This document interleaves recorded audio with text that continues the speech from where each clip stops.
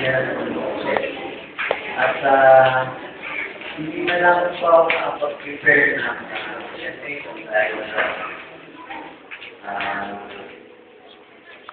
para mga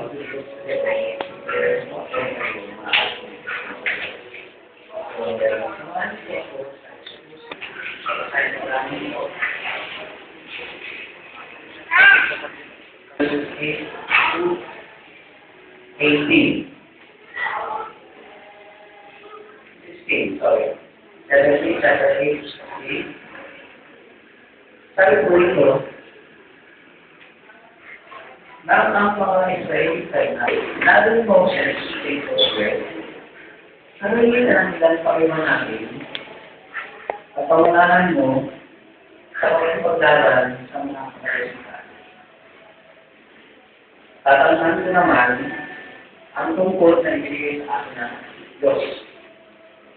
At ako'y natayong sa ibabaw ng Lord. Siguro ni Diyos ay si Moses. At hinarap niya ang mga kapatid.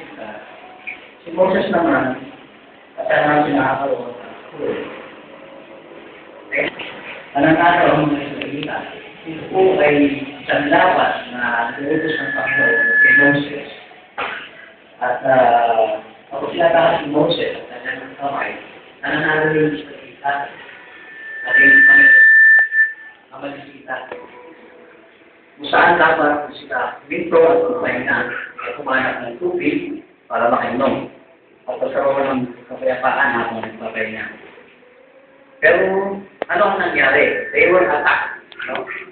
Kaya dahil sinukul ng mga Amerikita o Americans.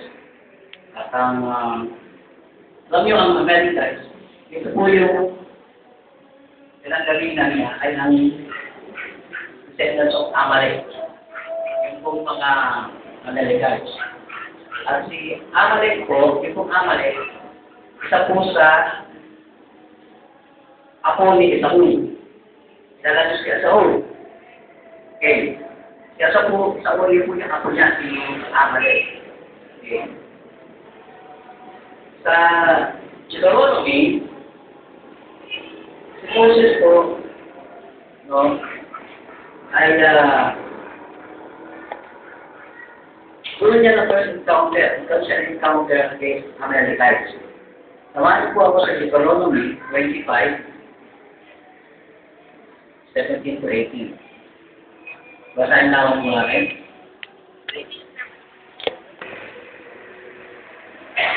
Sinasakay niya kayo sa hirap at sino sa mga kasamahan nyo sa hirap. Sa YouTube to. Sabi? Sa YouTube to. Mga kapatid.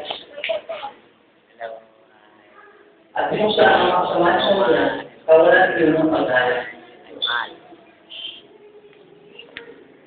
Mga kapatid, yung po si Tatay ng Americans na nagpakakakot po sa likod. Sino po ang inaatake na? Yung mga tatay yung mga pagod, na nahuli, at nahiwalay po sa grupo